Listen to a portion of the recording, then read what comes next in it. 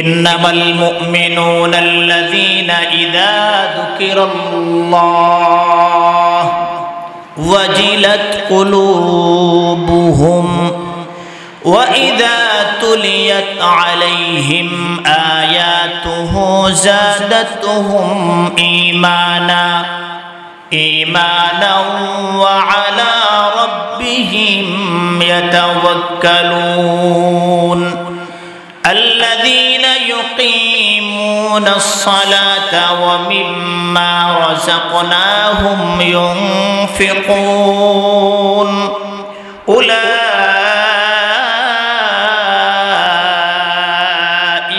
هم المؤمنون حقا لهم درجات عند ربهم ومغفرة ورزق كريم জবান খুলে একবার বলেন আল্লাহু আকবার। আল্লাহ পাক বলেন, এই যে আমি তেলাওয়াত করলাম আয়াতগুলো, এই আয়াতগুলোতে আল্লাহ পাক মুমিনদের কয়েকটা গুণাগুণের কথা বলছেন। বলার পরে আল্লাহ বলেন উলাইকা হুমুল মুমিনুনা হাক্কা, এরাই আসল মুমিন। এই গুণগুলা যারা অর্জন করবে এরাই আসল মুমিন, প্রকৃত মুমিন এরাই, আসল মুমিন এরাই, খাঁটি মুমিন এরাই, যাদের ভিতরে এই 5 গুণ থাকবে। মুসলমান বন্ধুরা আমার, খাঁটি মুমিনের গুণগুলো আলোচনা করতে গিয়ে আল্লাহ পাক 1 নম্বরে বলেন, খাঁটি মুমিন যখন গুনাহ করতে উদ্বুদ্ধ হবে, গুনাহ করতে তার আগ্রহ হবে, গুনার ইরাদা করবে, ইচ্ছা করবে, তখন তার ভেতরে যদি আল্লাহর ভয়, জাহান্নামের ভয়, পরকালের ভয় তার অন্তরে তৈরি হয়, খাঁটি মুমিন হইলে সাথে সাথে সে গুনাহ থেকে ফিরে তাওবা করবে। আর মুমিন নামের বেজাল মুমিন যদি হয়, তাহলে বলবে আরে পরকাল তো অনেক দূরে, আখিরাত তো অনেক দূরে, জাহান্নাম তো অনেক দূরে, আগে দুনিয়াতে খাই, আমোদ ফুর্তি করি, মনে যা চাই তা করি, পরকালের হিসাব নিকাশ মদনে আকর কুফর কো মিটা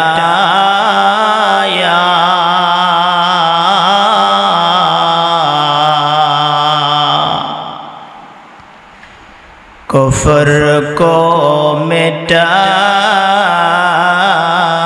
कर सदाकत बताया बलगल उला बिकमालिही कशफत दुजा बिजमालिही हसनत जमीअ खिसालिही सल्लु अलैहि व आलिहि। अल्हम्दुलिल्लाह। আল্লাহ পাকের লাখ কোটি শুকর, মহান আল্লাহ তাআলা আমাদেরকে দুনিয়ার মধ্যে সবচেয়ে বড় দামি জায়গা, আল্লাহ তাআলার কাছে দুনিয়ার মধ্যে সবচেয়ে দামি জায়গা হইল মসজিদ।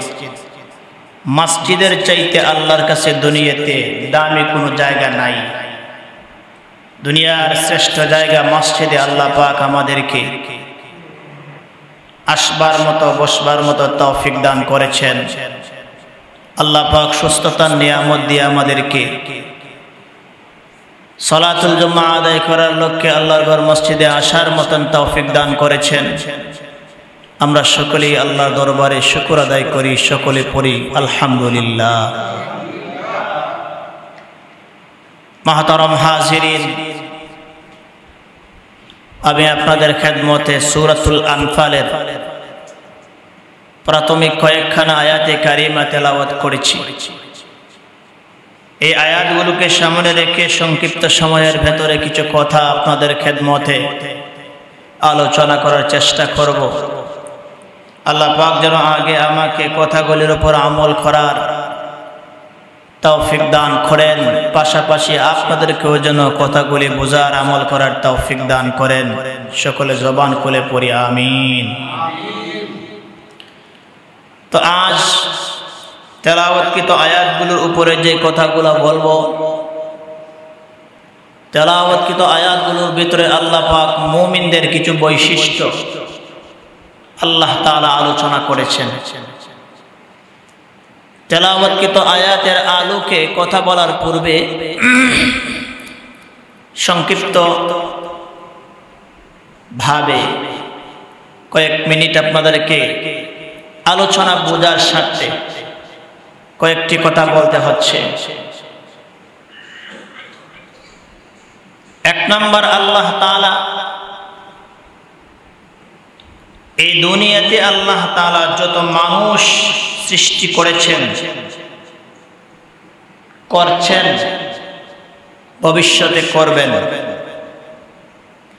আল্লাহ তাআলা তো সব মানুষগুলাকে একসাথেই সৃষ্টি করেছেন। কিয়ামতের পূর্বে, কিয়ামতের পূর্ব পর্যন্ত যত মানুষ দুনিয়াতে আসবেন, সমস্ত রূহ তো আলমে আরওয়াহে সেখানে বদ্ধমূল আছে। সেখান থেকে ক্রমান্বয়ে দুনিয়াতে আসার সিলসিলা জারি আছে। দুনিয়াতে আসবেন মা বাবার মাধ্যমে। তো কিয়ামত পর্যন্ত যত মানুষ আসবেন, সমস্ত মানুষ তিন ভাগে বিভক্ত। কয় ভাগে? তিন ভাগে। প্রথম ভাগ, প্রথম প্রকার মানুষ হলো মুমিন। কি? মুমিন। দ্বিতীয় নাম্বার মানুষ যারা, তারা হইল কাফির। তিন নাম্বার প্রকারের যে মানুষগুলা, তারা হলো মুনাফিক। এই তিন শ্রেণী মানুষের বাইরে কোনো মানুষ নাই। আসেনি কোনো মানুষ, এর বাইরে নাই। আপনার আমার চোখ দিয়ে যত মানুষগুলা দুনিয়াতে দেখি,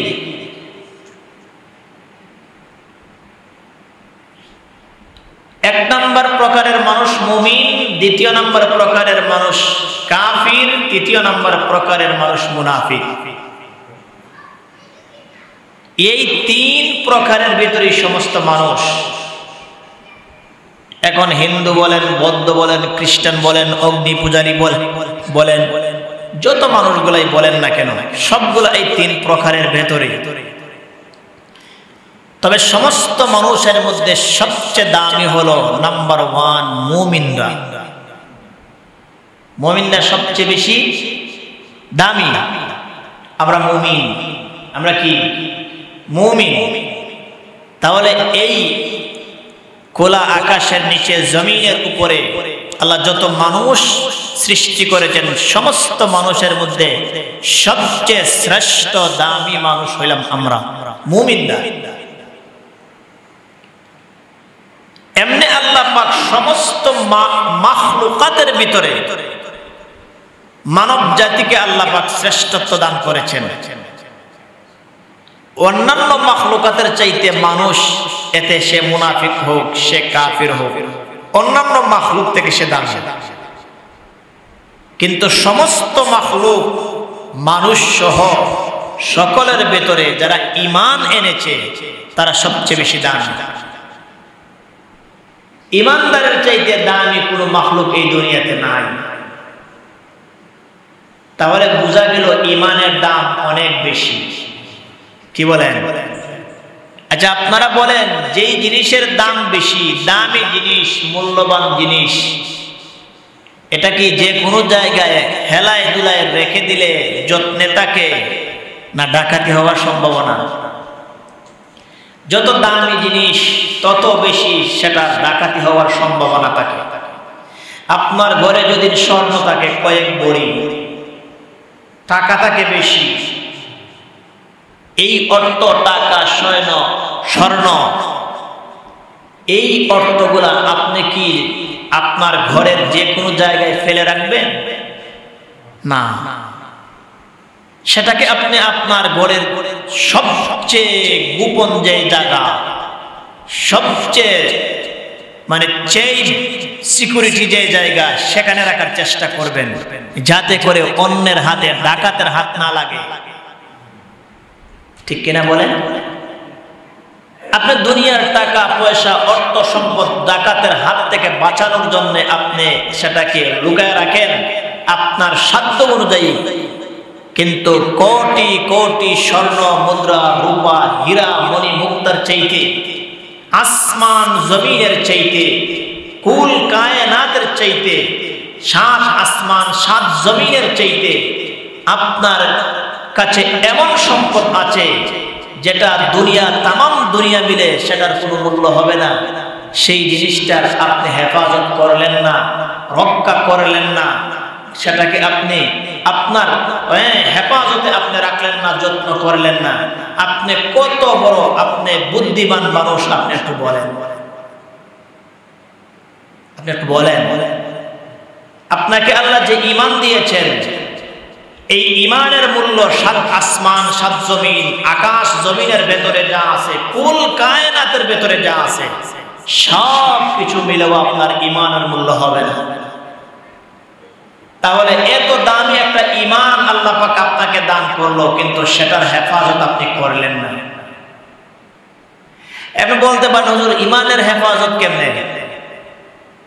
ঈমানকে তো ধরতেও পারি না, ছুঁইতেও পারি না, টাকা পয়সা স্বর্ণ মুদ্রা তো এগুলো হাত দিয়া ধরতে পারি, লুকায় রাখি, আর মাটির তলে রাখি, আর ফ্রিজে রাখি, আর যেখানেই রাখি রাখার মতন এটাকে ধরতে পারি, আঁচ করতে পারি।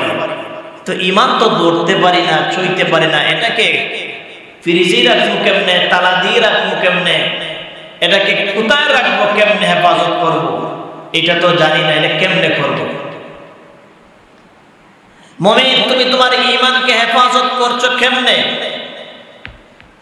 তুমি তোমার ঈমান হেফাজত কেমনে করবা?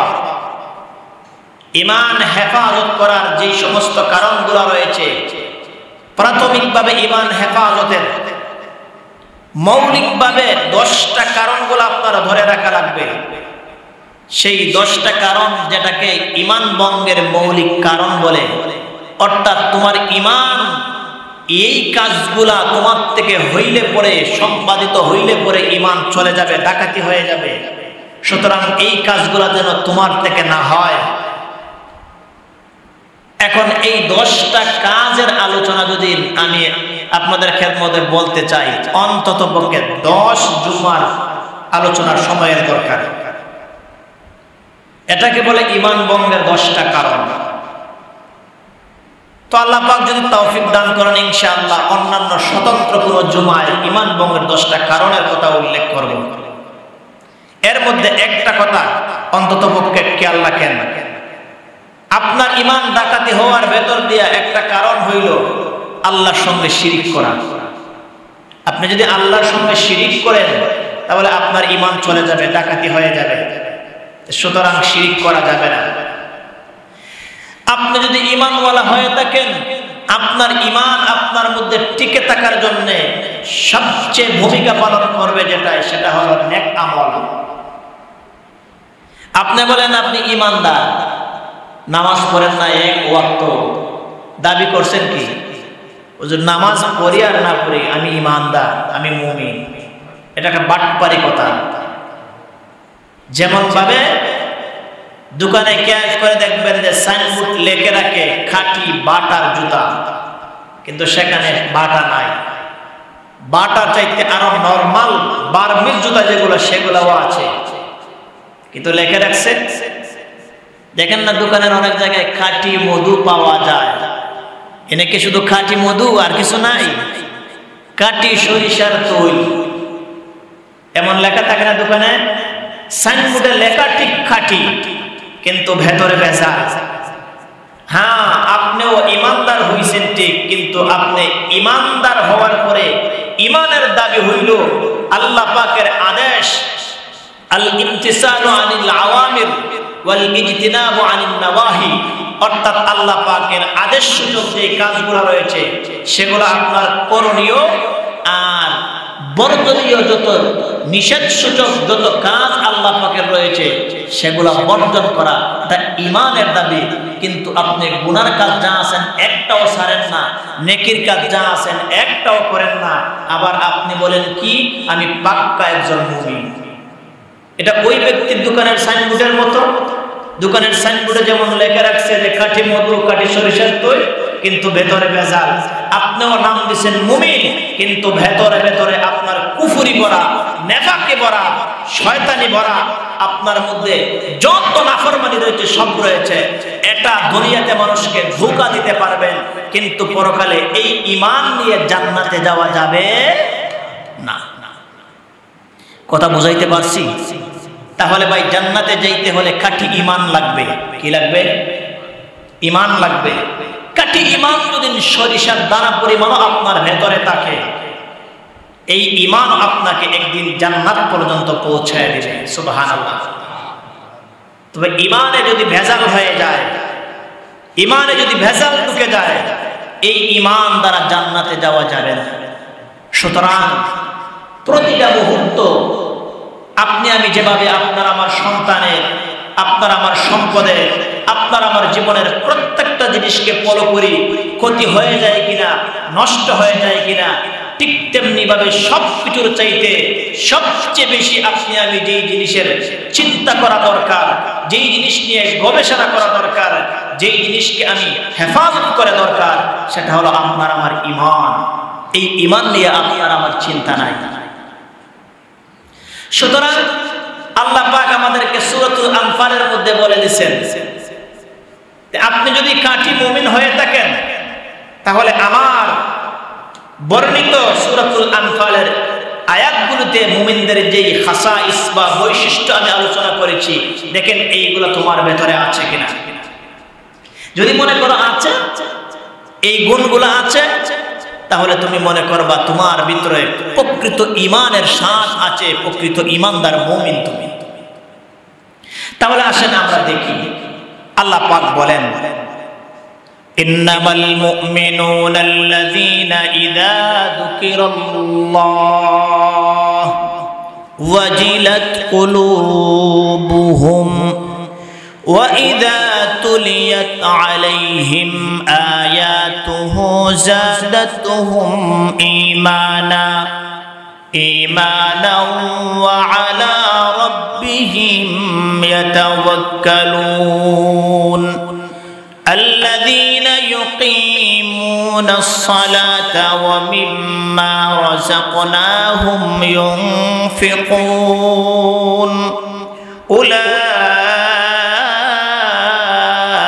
أولئك هم المؤمنون حقا لهم درجات عند ربهم ومغفرة ورزق كريم।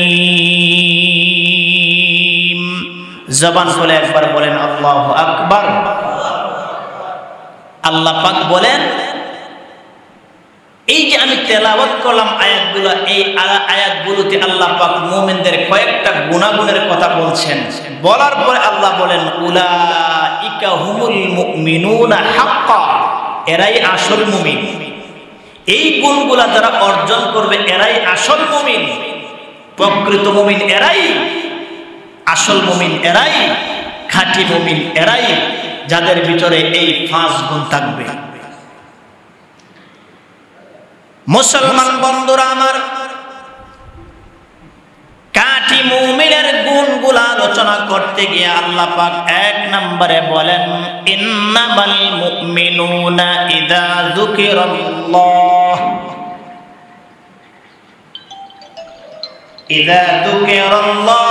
ওয়াজিলাত কুলুবুহুম।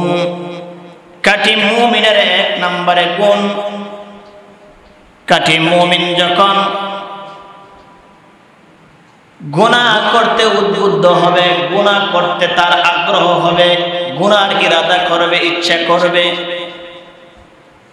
তখন তার ভেতরে যদি আল্লাহর ভয়, জাহান্নামের ভয়, পরকালের ভয় তার অন্তরে তৈরি হয়, খাঁটি মুমিন হইলে সাথে সাথে সে গুনাহ থেকে ফিরে তাওবা করবে। আর মুমিন নামের বেজাল মুমিন যদি হয় তাহলে বলবে, আরে পরকাল তো অনেক দূরে, আখিরাত তো অনেক দূরে, জাহান্নাম তো অনেক দূরে। আগে দুনিয়াতে খাই, আমোদ ফুর্তি করি, মনে যা চাই তা করি, পরকালের হিসাব নিকাশ অনেক দূরে। এক নাস্তিক বিবারিয়ার বড় হুজুর নামে পরিচিত ছিলেন, আল্লামা সিরাজুল ইসলাম রহমতুল্লাহ আলাইহি, একজন মুনাজির ছিলেন। তো জাহান্নামের কথা শোনার পরে নাস্তিক প্রশ্ন করলো, হুজুর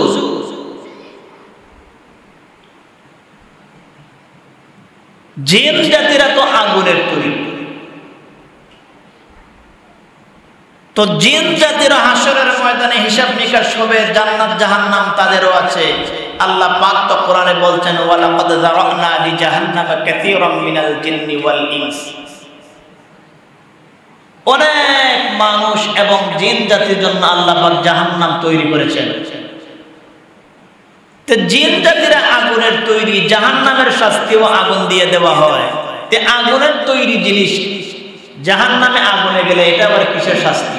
আগুন দিয়ে কি আগুনের শাস্তি হয়? নাস্তিকের প্রশ্ন দেখছেন? এরকম লেভেল মার্কা মুমিন আমাদের সমাজে কিছু আছে। আপনাকে আইসা বলবে, আপনাকে আইসা প্রশ্ন করবে, অনেক সময় অনেক মসজিদের ইমাম মুয়াজ্জিনকে প্রশ্ন করবে যে হুজুর বলেন তো মুসা আলাইহিস সালামের মার নাম কি? বুঝেন না?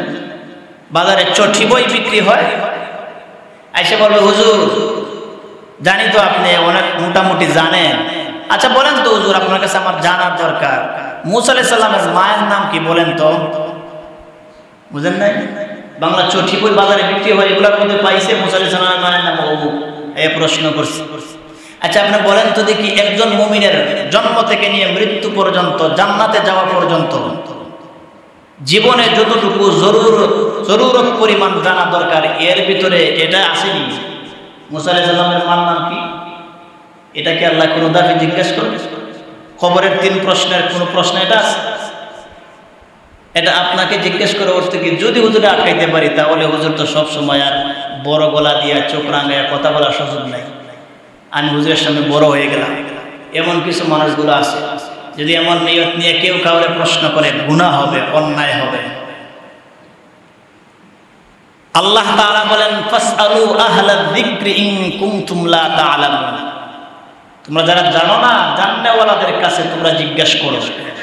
যারা জানো না, জাননেওয়ালাদের কাছে জানতে চাও।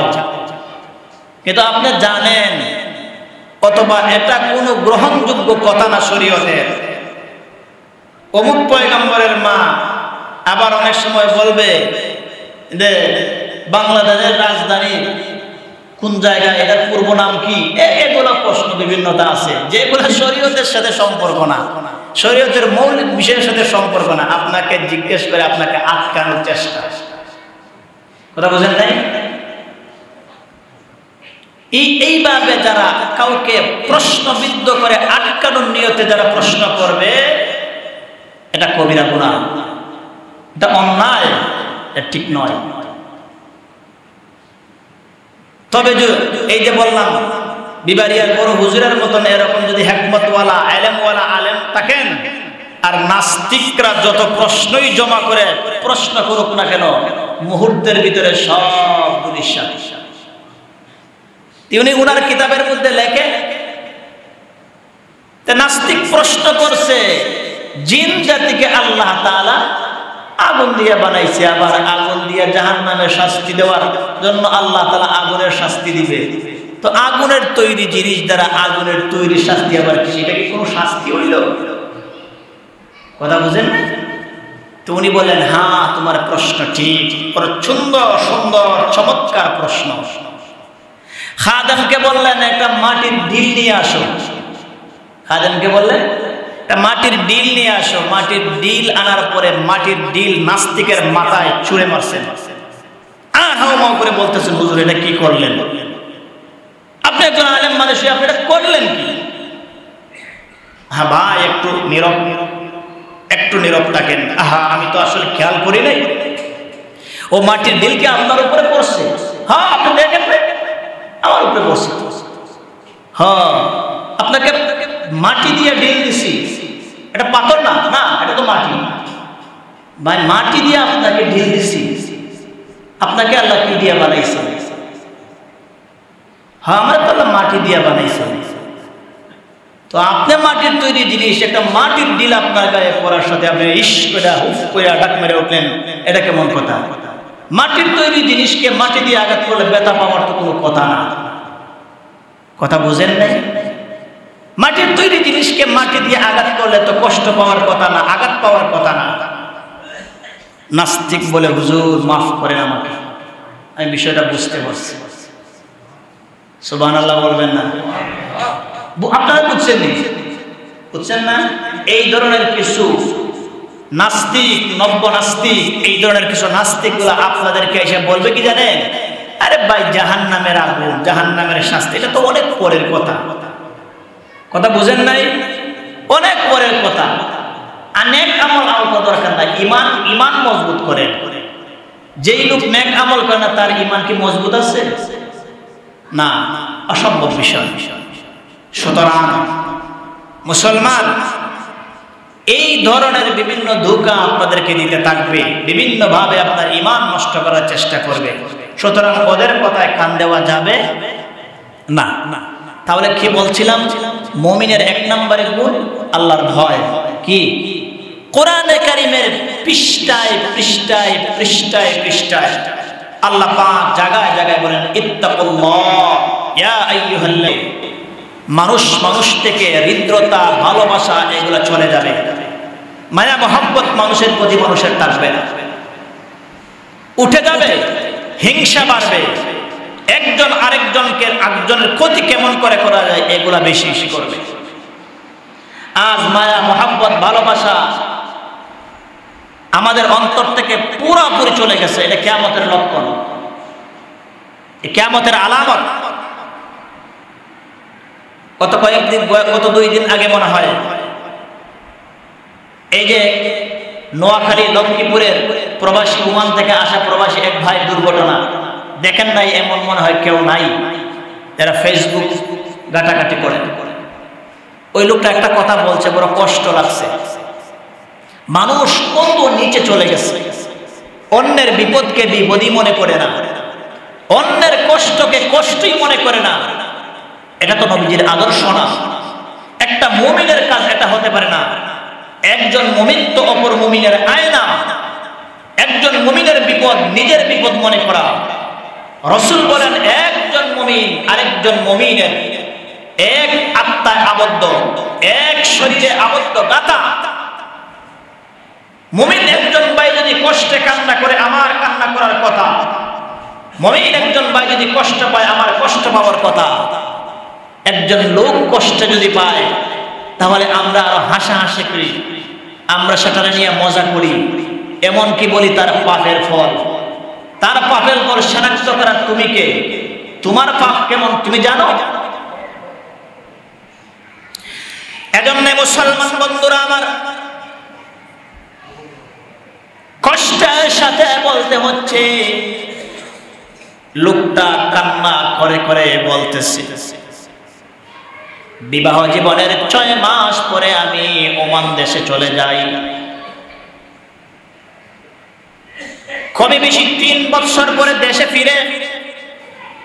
একটা মানুষ প্রবাস থেকে যখন দেশে ফিরে তখন তার পরিবার পরিজনের প্রতি কি মায়া কি ভালোবাসা থাকে। যারা প্রবাসে থাকছেন, প্রবাসে বসবাস করেন তারা বুঝবেন।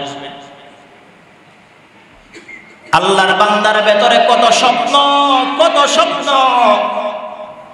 বাড়িতে যাব, মাকে দেখব, বাবাকে দেখব, সন্তান সন্ততি বিবি বাচ্চাকে নিয়ে নিজের স্বপ্ন বাস্তবায়ন করব।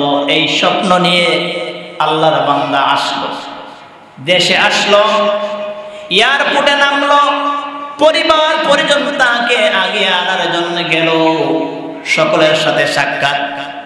আল্লাহর বান্দা বলতেছে, এক একটা নজর আমার সন্তানটাকে আমি দেখছি, একবার কোলে নিচ্ছি আর নিতে পারি না, কারণ জন্মের পরে তো বাবা দেখে নেবে, জন্মের পরে বাবা দেখছে, তার একটা মেয়ে সন্তান হয়েছে। পরে মনে মনে ভাবলো, লোকটা সাক্ষাৎকারে বলছে বাড়িতে যাওয়ার পরে মহন করে ভালোবাসা দিয়ে সন্তানটাকে পুরে আগলায় নেব, বিবির কাছে সন্তানটাকে দিয়ে দিস। আসতেছে, বাড়ির কাছাকাছি চলে আসছে, হঠাৎ করে মাইক্রোবাস অ্যাক্সিডেন্ট হয়ে ব্রেক ফেল করে কে পড়ে গেছে, পানিতে পড়ে গেছে। যেই কথাটা বলতে চাইছি বলার জন্য বলছি, মানুষ কত নিমক হারাম হয়েছে, মানুষের মধ্যে মায়া দয়া ভালোবাসা হৃদ্রতা কমে গেছে। একটা পশু যদি মারা যায় আর একটা পশুর কাছে দৌড়ায় যায়, আপনারা খেয়াল করে দেখেন, একটা পিপিলিকা যদি মারা যায়, ওই পিপিলিকাকে নেবার জন্য পিপিলিকা সারিবদ্ধ হয়ে যায়, একটার পেছনে আরেকটা দৌড়ায়, খেয়াল করছেন? অথচ আমরা মানুষ কত নিমক খারাপ। গাড়িটা যখন পানিতে পড়ে গেছে, হাউমাউ করে লোকটা বের হইছে, বের হওয়ার পরে বলতেছে, ভাই আমার আপনজনরা গাড়িতে তারা মারা যাবে, দয়া করে তা একটু উদ্ধার করো না। কিন্তু নিমক হারাম অনেক লোকগুলা সেই কাজে তারা নামে নাই। ওই লোকটা বলতেছে, আমি আমার বিবিকে হাত ধরে টান দিয়া বললাম বাইরে আসো, বিবি আসে না, সন্তানকে ধরে রাখছে। এইভাবে মাকে ডাকলাম, মা নানুকে ধরে রাখছে। একজন অপরজনকে আপনজনরা ধরে রাইকা তারা পানির নিচে ডুবে মরে গেছে। একে একে পরিবারের 7 জন সদস্য দরিয়াতে খেয়ে বিদায়। মুসলমান, একবার চিন্তা করো, একবার চিন্তা করো, কত স্বপ্ন নিয়ে আল্লাহর বান্দা দেশে এসেছিল, কিন্তু তার স্বপ্ন কি বাস্তবায়ন হয়েছে? এই কথা আল্লাহ পাক আমাদেরকে বারবার বারবার বলে হুঁশিয়ার করে দিচ্ছেন। ইদা জাআ আজালুহুম ফালা ইস্তাখিরুনা সাআতাও ওয়ালা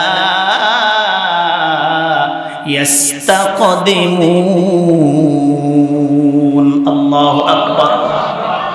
আল্লাহ বলেন, বান্দা তোমার স্বপ্ন যতই করো না কেন, দুনিয়াতে বাড়ি করবা, নারী করবা, অট্টালিকা করবা, সম্পদ করবা, ব্যবসা বাণিজ্য জাকজমক করবা, সন্তানকে দুনিয়াতে প্রতিষ্ঠা করে যাইবা, না না না, এটা তোমার স্বপ্ন হতে পারে।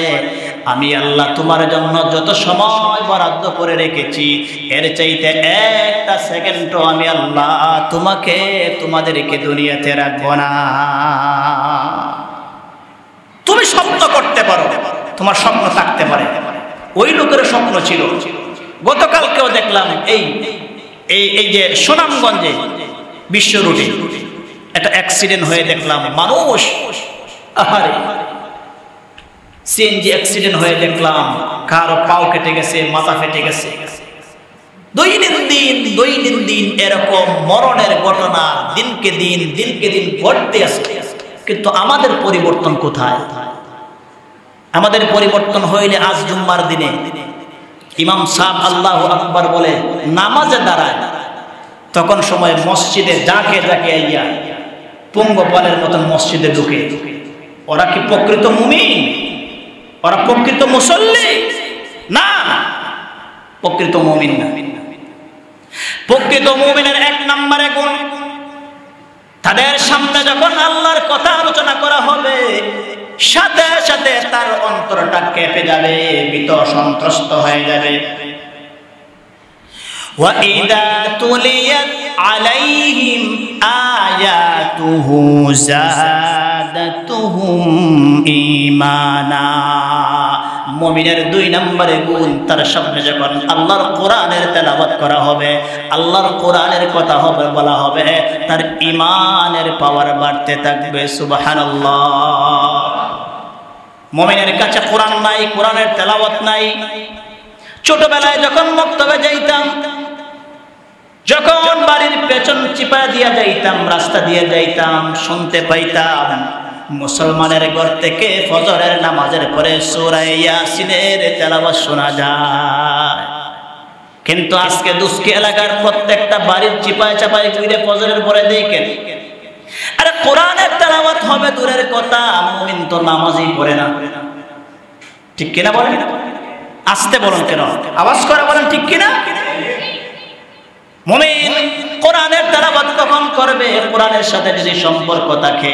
অথচ ওই কোরআনের সাথে তোমার সম্পর্ক থাকলে কোরআন তোমাকে আল্লাহর কাছে শাফাআত করে জান্নাতে নিয়ে যাবে। তো নাই। আর এই কোরআন বুঝেন আর না বুঝেন, পড়তে পারেন আর না পারেন, সিনায় লাগান, কোরআনটাকে বাহির করেন, বাহির কইরা বলেন আল্লাহ ওগুলা না আপনার কথা। আল্লাহ আমি তো পড়তে পারি না, পড়তে জানি না, আমার ব্যর্থতা। আল্লাহ অন্তত পক্ষে তোমার এই কথাগুলা লেখা দেখতেছি আর আফসোস করতেছি, আল্লাহ তোমার এই কোরআনের খাতিরে আমারে মাফ করে। এই কোরআন তোমাকে শাফাআত করবে, হাসরের ময়দানে আল্লাহর সামনে দাঁড়িয়ে যাবে। আল্লাহ ও আমাকে মহব্বত করতো, পড়তে না পারলে বুকে জড়ায় রাখতো, সময়ে সময়ে বাহির করতো, বাহির কইরা আমাকে দেখে দেখে চোখের পানি চাইরা বলতো আল্লাহ এটা তো কালামুল্লাহ, হাদা কালামুল্লাহ, এটা আপনার কথা, এই কথা আমি বিশ্বাস করলাম। আল্লাহ পড়তে পারে না, আমার ব্যর্থতা। আল্লাহ তোমার কোরআনের সাথে আমাকে হাসরের ময়দানে নাই, আজ নাই। দুনিয়ার পেছনে আমরা দৌড়াই, দুনিয়ায় আমাদেরকে খাইছে, দুনিয়ার মহব্বতে আমাদেরকে শেষ করে দিচ্ছে। সুতরাং মুমিন আল্লাহর কোরআনকে পড়ার চেষ্টা করো, আল্লাহর কোরআন বোঝার চেষ্টা করো, আল্লাহর কোরআনের সাথে সম্পর্ক লাগাও। কোরআনের সাথে যদি সম্পর্ক করতে পারো, কোরআনের দাম যেমন করে আল্লাহর কাছে বেশি, তোমারও দাম বেড়ে যাবে। আল্লাহ পাক বলেন ইয়ারফাইল্লাহু আল্লাযীনা আমানু মিনকুম ওয়াল্লাযীনা উতুল ইলমা দারাজাত। আল্লাহ বলেন ইয়ারফাইল্লাহু আল্লাযীনা আমানু মিনকুম ওয়াল্লাযীনা উতুল ইলমা দারাজাত। কোরআনের ইলম যার ছিনার ভেতরে আছে তাকে আল্লাহ পাক তার মর্যাদা বাড়ায় দিয়েছেন।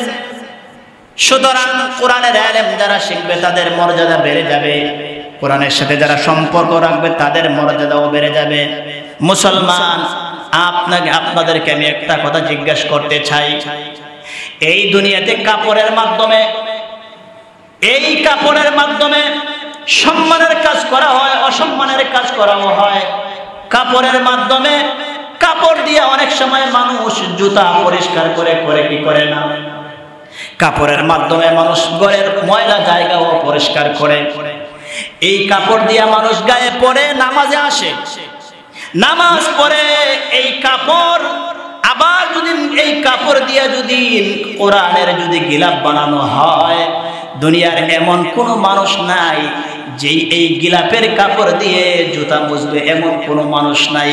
কেন রে মুসলমান, একই কাপড় দিয়া জুতা মুছো, কিন্তু এই কাপড় যখন কোরআনের গিলাফ হয়ে যায়, তুমি এই কাপড় দিয়া জুতা মুছতে পারো না, তোমার অন্তরে দাক্ষা লাগে, তোমার অন্তরে ভয় হয়। সাবধান, কোরআনের সম্মান যেমন করে এই কোরআনের সাথে কাপড়টা লাগার সাথে সাথে ওই কাপড়ের সম্মানও বেড়ে গেছে। এই জন্য এই কাপড়টাকে তুমি অসম্মান করতে পারো না। আল্লাহ বলেন মুমিন কাপড় যদি কোরআনের সাথে লাগার কারণে কাপড়ের মর্যাদা বাড়ে, তুমি তো মুমিন, কোরআনের সাথে তোমার সম্পর্ক হলে তোমার মর্যাদা বাড়বে, তোমাকে কেউ অসম্মান করবে না। সুবহানাল্লাহ বলেন। সুতরাং মুসলমান মুমিন যদি হয়, এটা কথা হলে কোরআনের সাথে সম্পর্ক করো। ফজরের নামাজের পরে একটা সূরা হইল কোরআনের পড়ো, কারণ দিনের শুরুটা যদি কোরআন দ্বারা তোমার হয়, ফজরের সালাত দ্বারা তোমার হয়, পুরোটা দিন তোমার বরকতে ভরপুর হয়ে। আমি তো প্রায় সময় একটা কথা বলি, মুসলমানেরা কান খুলে শুনে রাখুন, সব সময় আমি একটা কথা বলি, মরণ নিয়ে তো ভয় করার কিছু নেই। মরণ আমাদের হবে, যে কোনো অবস্থায় মরণ হবে, বাড়িতে হোক, মসজিদে হোক, ঘরে হোক, রাস্তায় হোক, সুস্থ অবস্থায় হোক, অসুস্থ অবস্থায় হোক, গাড়ির তলে পরে মরে হোক, রোগাক্ত অবস্থায় হোক, একভাবেই না একভাবে আপনার আমার মরণ হবে। মরণ থেকে বাঁচার মতন দুনিয়াতে এমন কেউ নাই, আর এই ব্যাপারে কেউ কোনো ইখতিলাফও করে না। সুতরাং আপনার আমার যখন মরা লাগবে, চিন্তার বিষয় হইল হুজুর মরব, এটা কোনো চিন্তার বিষয় না। কিন্তু মালাকুল মউতকে আল্লাহ পাক আমার কাছে কোন অবস্থায় পাঠাবেন? আমি যদি নাফরমান হই, নাফরমান অবস্থায় যদি মালাকুল মউত আমার জানটা কবজ করে ফেলে, নাফরমান অবস্থায় যদি আমার জানটা নিয়ে যায়, তাহলে আল্লাহর আদালতে আসামি হিসাবে আমি দুনিয়া থেকে গেলাম।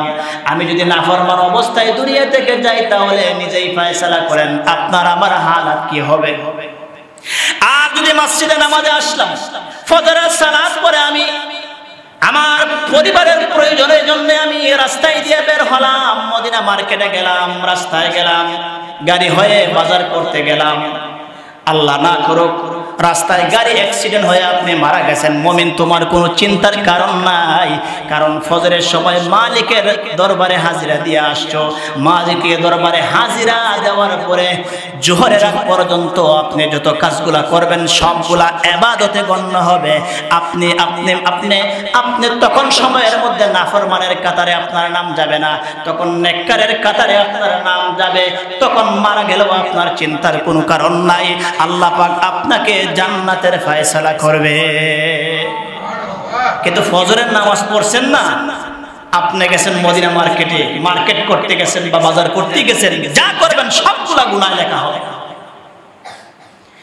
সুতরাং মুমিন আল্লাহ পাক কোরআনে কারিমে জানিয়ে দিচ্ছেন, এ মুমিনের দল, তোমাদেরকে আমি দুনিয়াতে পাঠাইছি খাবার জন্য না, পড়ার জন্য না, বিবাহ শাদীর জন্য না, দুনিয়ার নাজ নিয়ামত ভোগ করার জন্য পাঠাই নাই। আমি একমাত্র পাঠাইছি আমি আল্লাহর গোলামি করার জন্য, আমার কুদরতি কদমে সেজদা দেওয়ার জন্য আমি আল্লাহ পাঠাইছি, দুনিয়ার নাজ নিয়ামত ভোগ করার জন্য পাঠাই নাই।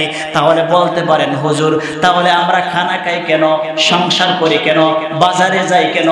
রাসূল তো সংসার করছেন, খাবার খাইছেন, দুনিয়ার সব কিছু নাজ নিয়ামত যত পারেন যতটুকু ভোগ করেছেন, কিন্তু আল্লাহ যদি দুনিয়াতে আমাদেরকে ইবাদতের জন্য পাঠিয়ে থাকেন, তাহলে সেগুলো করব কেন?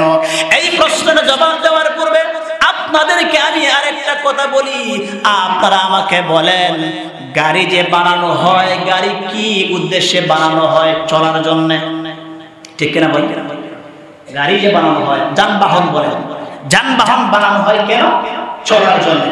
আপনি বলেন পেট্রোল বলেন কেন, তৈল বলেন কেন, গ্যাস বলেন কেন? এগুলো তো বলার কথা না, আপনি চালানোর জন্যই তো যানবাহন। তখন বলবেন হুজুর, গাড়ি চালাতে গিয়ে সহায়ক হয়, পেট্রোল ছাড়া গাড়ি চলে না, তৈল ছাড়া গাড়ি চলে না।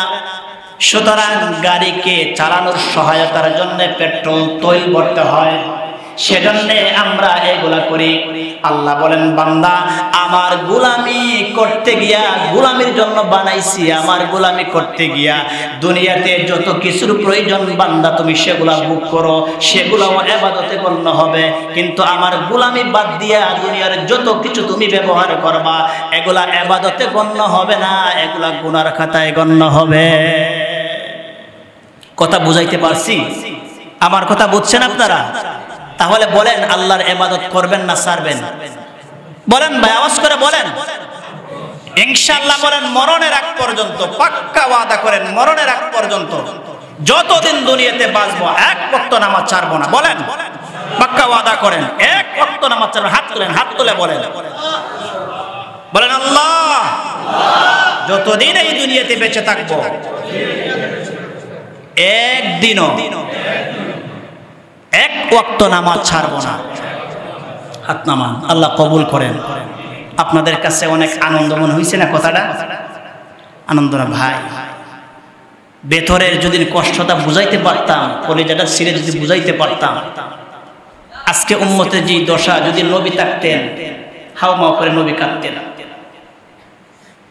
নবী যদি দুনিয়াতে থাকতেন, উম্মতের এই আমলের দশা দেখলে পরে নবী হাওমাও করে কাঁদতেন, জমিন থেকে মাথা উঠাইতেন না।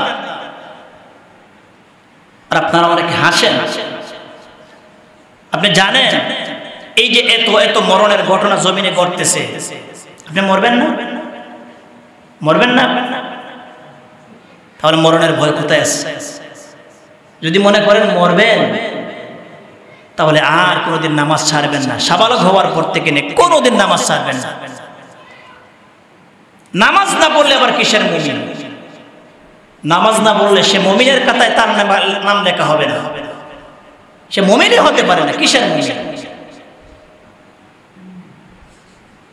তাহলে মুমিনের 2 নম্বরে গুণ বলছিলাম, তার সামনে আল্লাহর কোরআনের তেলাওয়াত হলে পরে তার ঈমান বাড়বে।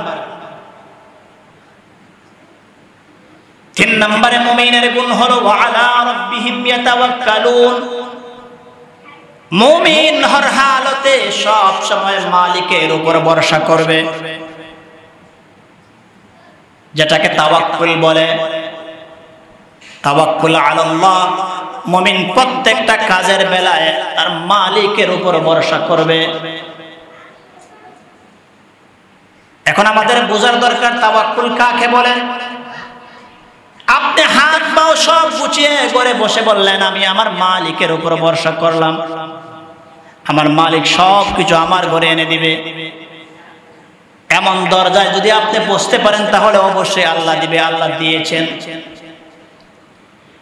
আল্লাহ পাক মারইয়াম আলাইহিস সালাতু ওয়াস সালামকে যখন মিহরাবের ভিতরে যখন ওনার খালু জাকারিয়া আলাইহিস সালাম রেখে যখন তালাবদ্ধ করে চলে গেলেন, পরবর্তীতে আসার পরে চিন্তা করলেন মারিয়ামের জন্য কোনো খাবার রেখে যাইতে পারি নাই। দরওয়াজা খুলে চিন্তা করলেন খাবার দাবার কিছুই দিলাম না, মরিয়মের যেন কি হয়েছে, কিছু হয়ে গেল কিনা। ভেতরে দরজা খুলে প্রবেশ করার পরে দেখেন মরিয়মের চেহারার মধ্যে আনন্দ, ফুটফুটে হাসি। জিজ্ঞাসা করলেন মারিয়াম তোমাকে কিছু খাবার দিয়ে যাইতে পারি নাই, কিন্তু তোমার চেহারায় তো বড় আনন্দ। মারিয়াম বলেন খালুজান চিন্তার কোনো কারণ নাই, আল্লাহ পাক জান্নাত থেকে আমার খাবারের ব্যবস্থা করেছে। আওয়াজ করে সুবহানাল্লাহ বলেন। এমন ইয়াকিন, এমন ঈমান আর বিশ্বাস যদি করতে পারেন দিবেন আল্লাহ, আল্লাহ পারেন। তবে আল্লাহ বলেন তাওয়াক্কুল হইল বাহ্যিক যত উপায় উপকরণ রয়েছে সবগুলা করার পরে আপনি বলবেন আল্লাহ সব কিছুর মালিক। যেমন ধরেন আপনি অসুস্থ হয়েছেন, আপনি বলেন না ওষুধ খাইব না, ওষুধ সেবন করব না, ভালো করার মালিক তো আল্লাহ, রূপ দিয়েছেন আল্লাহ, আপনার কথা ঠিক। তবে আল্লাহ বলেন না বান্দা, রোগ যেমন আমি আল্লাহ তৈরি করেছি, রোগ সেবনের জন্য, দূর করার জন্য ওষুধও আমি আল্লাহ ব্যবস্থা করে দিয়েছি। আপনি রোগের জন্য ওষুধ খাইলে পরে তাওয়াক্কুলের পরিপন্থী না। আপনি একথা বিশ্বাস করে ওষুধ সেবন করবেন, হাদিসের মধ্যে আসছে ঔষধ কোনোদিন কাউকে রোগ দিতেও পারে না, কমাইতেও পারে না, বাড়াইতেও পারে না। তবে আপনি যখন ঔষধটা খাইবেন তখন বলবেন আল্লাহ আপনার হাবিবের একটা সুন্নাহ পালন করতেছি, আয় আল্লাহ এই ওষুধ আমাকে ভালো করার ক্ষমতা নাই, খারাপ করার ক্ষমতা নাই, তবে আপনি যদি এই ওষুধের ভেতরে আপনার আমার আরোগ্য দিয়ে থাকেন, আমি ওষুধ খাওয়ার পরে আমি সুস্থ হব, না হয় আমি সুস্থ হব না। এমন নিয়তে আপনি যদি ঔষধ খান আর আল্লাহর উপর ভরসা করেন, আল্লাহ পাক আপনাকে এই ঔষধের মাধ্যমে সুস্থ করে দিবে।